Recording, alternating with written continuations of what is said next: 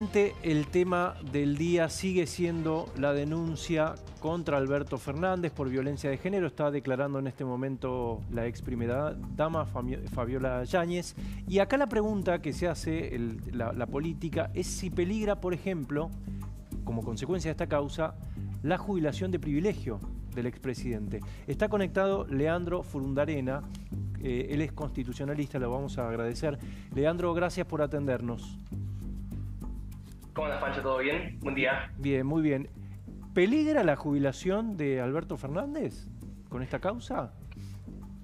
Mira, yo creo que acá es muy importante analizar qué es lo que dice la 24018. Es una ley de 1991 que habla de lo que son las jubilaciones y las pensiones. Y bueno, hace referencia a las que son vitalicias para presidente, expresidente, jueces y demás funcionarios. Ahora, lo interesante es que en el artículo 29, y voy a proceder a leerlos cortito, dice: los beneficios de esta ley no alcanzan a los beneficiarios de la misma que previo juicio político o previo sumario fueron removidos por mal desempeño de sus funciones. Y eso claramente que nos abre un abanico inmenso, porque uno se podría pensar, ¿qué pasaría con el caso de Cristina? ¿Qué pasaría con el caso de Vudú? ¿Es posible aplicar este artículo en este caso concreto? Yo creo que sí, se podría llegar a privar la posibilidad de que él acceda a esta jubilación de privilegio, pero hay que ver cuál es la determinación que tomaría la Corte, porque algo similar pasó, y seguramente vos recordarás, en el caso 2003, el juicio que se le hizo al juez Molineux O'Connor por mal desempeño de sus funciones, donde la Sala 3 la había privado en primera instancia de que pueda cobrar su jubilación. Bueno, después él obviamente apeló y se la terminaron concediendo, pero es una cuestión de cómo tiene que resolver la justicia y qué criterio daría ante... Ahora, perdóname, Leandro, pero esto es sí, al que está en funciones, según entiendo de ese artículo, ¿o no? ¿O puede ser ex post?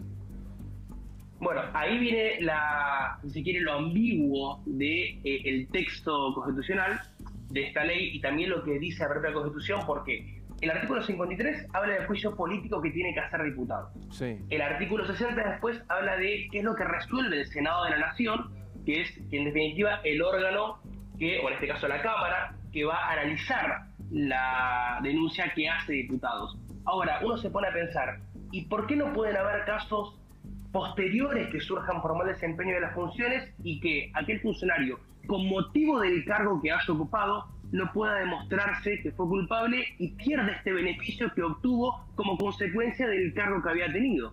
Por eso te digo, Pancho, que es una cuestión de cómo se interpretaría ante este caso. ¿Y tiene que haber una denuncia de quién en este caso para que esto pudiera hacerse?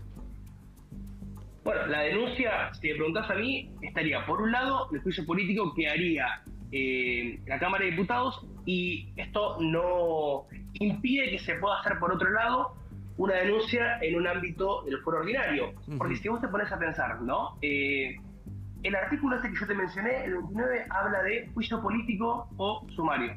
Pero lo que pasó, por ejemplo, con el caso de Molineux O'Connor, dijeron no, pero acá no hubo una cuestión de índole penal, o lo que pasó también con el caso de Vudú.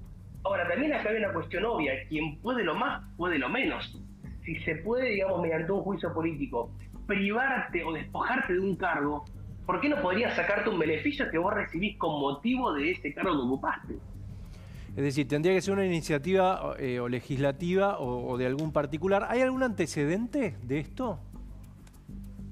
Bueno, por eso estaba haciendo mención más allá de a lo que Molineux había pasado O'Connor, del presidente. con el caso de Molineux O'Connor. Mira, la verdad, que yo tenga registro, no hubo un antecedente de que esto haya pasado, pero porque también sabemos que el derecho es algo muy dinámico y siempre se ha buscado, podría decirse, este acuerdo o arreglo entre el Poder Judicial, el Poder Ejecutivo, de irse manteniendo los beneficios, entre comillas, que tenían por su cargo. Creo que este gobierno está buscando modificar este control, si se quiere, para hacer eco de lo que el Estado le pudo otorgar a los funcionarios. Pero yo creo que esto puede sentar un precedente muy importante, Pancho. Leandro, de este caso, hasta ahora, lo que se conoce, ¿crees que va a quedar algún precedente, algo a lo que haya que detenerse? A partir de ahora las cosas van a ser distintas, en cualquier ámbito, digo.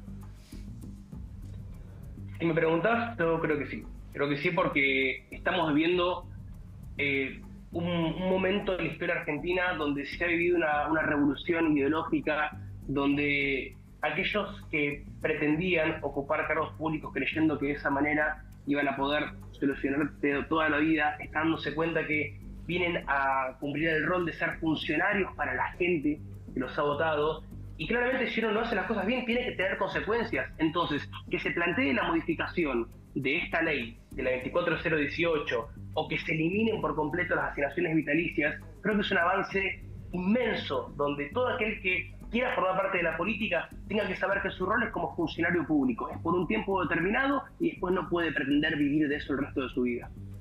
Doctor, el derecho no es retroactivo, las leyes no son retroactivas, siempre marcan las conductas y los hechos a partir del momento en el que se sanciona y se publica en el boletín oficial.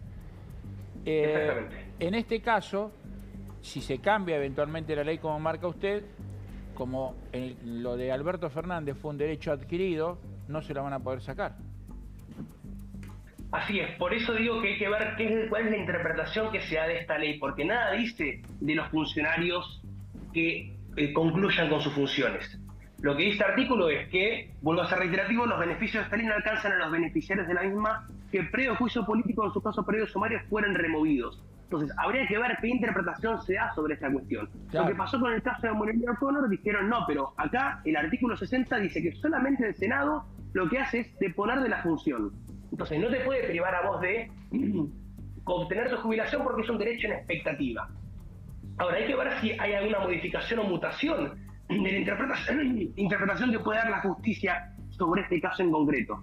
Porque, como sabemos, el derecho es dinámico y muchas veces ha cambiado el criterio de la Corte, depende del caso concreto que se analiza.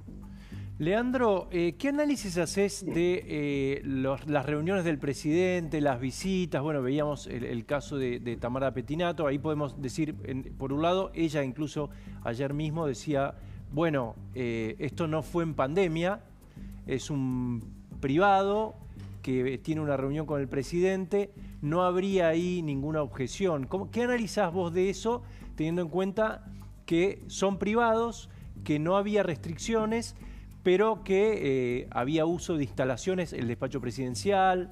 Bueno, no sé, quería un panorama tuyo respecto de eso. Ahí creo que lo perdimos, a ver, se congeló.